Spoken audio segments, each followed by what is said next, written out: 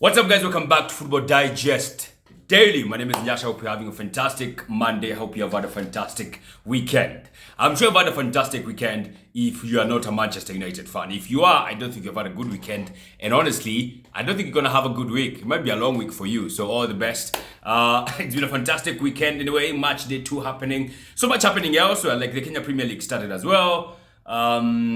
There was the Rugby Kabiberi Sevens happening in Kenya. There's Formula 1 coming back in Dutch, in Netherlands, so quite a holistic weekend. Anyway, over the weekend, of course, I think the most important thing to talk about right now is how Chelsea absolutely tamed Wolves.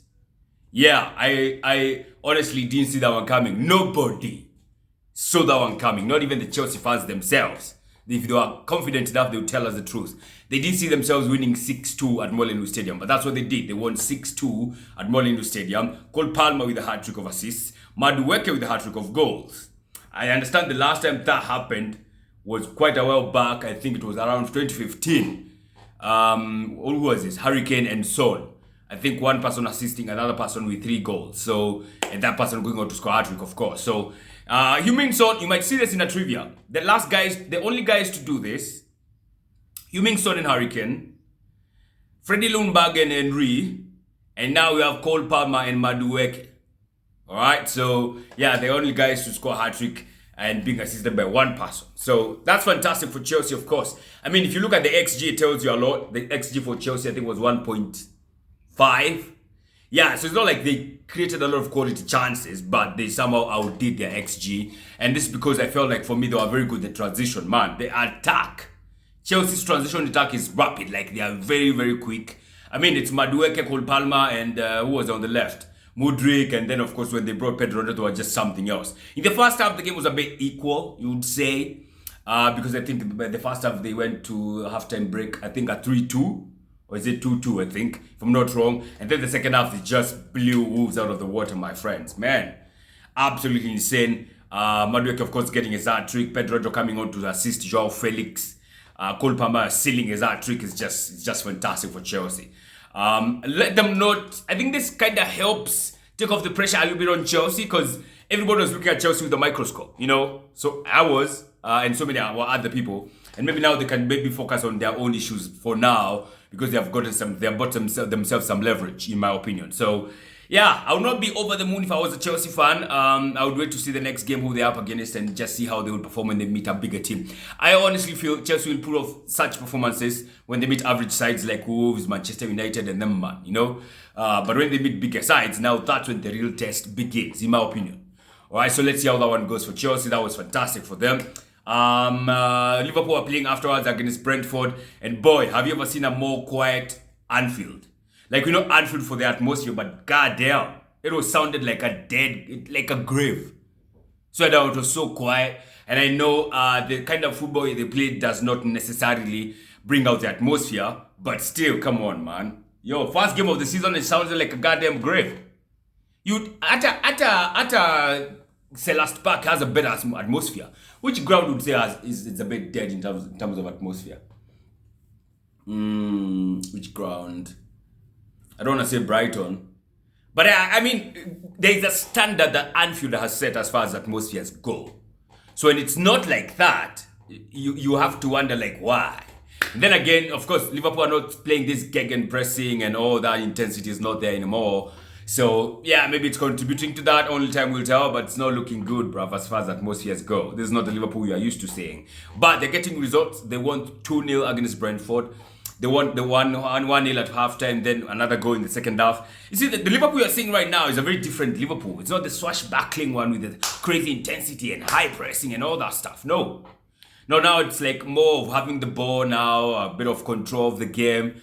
Yeah, so it's a bit different. Maybe you'll get used to it. Maybe the fans will also get used to it. But for now, man, the Copa are as quiet as a graveyard. Ain't gonna lie.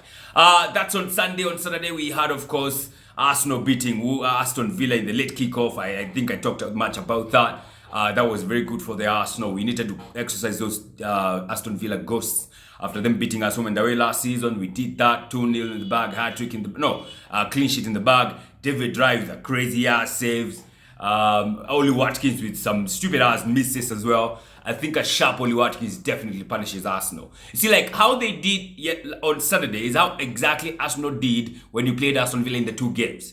We had chances, we could not capitalize on them, we could not convert them, and we got punished for it. That's exactly what happened to Aston Villa. They had chances, they could not convert them. We had our own chances, we converted them. Bang, 2-0 in the bag. Big up to man like Leandro Trossard, came on, first touch, goal. And of course, the celebration says everything. He wants to be starting matches. And honestly, you can't argue against that. Yeah, because Martinelli is not producing them goods.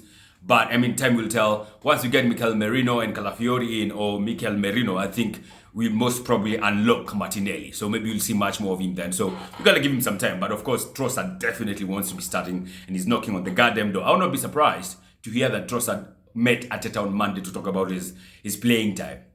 Yeah, I will not be surprised if that happened. So we beat Aston Villa. Then early kickoff, we had Manchester United getting beat by Brighton. That's not news. I told you guys they're going to get beat. They got beat. Yeah, João Pedro with the winner for Manchester United late into the game. You got to love to see it. I don't understand why Ten Hag took off Bruno Fernandes, because he took off Bruno Fernandes when they were 1-1 and he brought on Scott McTominay. I don't know what the rationale was. Don't forget, Mason Mount had already been taken off. So the creative guys for Manchester United were already off as far as attacking midfielders go. So why would he take off Bruno for Scott? I don't get it. I honestly don't get it, but I don't have to get it anyway. It's Eric goddamn Ten Hag. I absolutely love the guy. Then, of course, in the 5 p.m. kicks off, we had Ipswich up against Manchester City at Etihad Stadium. They rattled them up. Scored in the first minute. They honestly attacked the Bees because they were rained down after that. Oh my God, they were absolutely stung. 4-1, the end result. Hat-trick for man like Erling Haaland. For all the guys who had Erling Haaland for FPL, man, pick up yourselves. I didn't. I have a lot of catching up to do now because of that respect. Forgot to say on Sunday, we also had Bournemouth versus Newcastle. Newcastle drew that game 1-1. Newcastle is not looking good for them. I don't know why. Anyway, it's still early days, but they had to come from behind to equalize against Bournemouth. They won 1-0 against Southampton, being 10 men. That's fair enough. We need to see more of Isak Bana. Gordon, of course, the one who scored the equalizer against Bournemouth. But we need to see more of Isak. I don't know why. He's still not yet there. He's still not yet there. But still early days, in my opinion. 5 p.m. we had other fixtures like who? Man City, Ipswich.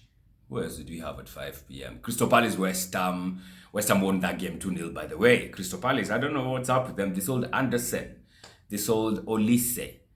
There's talks of losing McGahey. I honestly think if they do lose McGahey, they're in trouble. Honestly, they are in trouble in my opinion. So, yeah, not much to talk about the 5 p.m. fixtures, really. Nothing much to talk about. Of course, the gist of the weekend happening, early kickoff, late kickoff, the Man City game, you'd say, because of how Ipswich, rattled them up. The Chelsea-Wolves game, and of course, Liverpool-Brentford. So, that's what's up, man. Don't forget to check out our podcast, Extra Digest Podcast, dropping later in the week. Of course, we shall be digesting the match day in detail, as well as maybe previewing the upcoming match day 3 before you go to the international break. Don't forget, you always have an X space every Thursday from 8 p.m. Kenyan time. And you also have a match day digest. Basically, we do a proper preview of match day, the upcoming match day. We do that on Instagram every Friday from 8 p.m. So be on the lookout for that. All right, that's up for now. Have a fantastic week. God bless.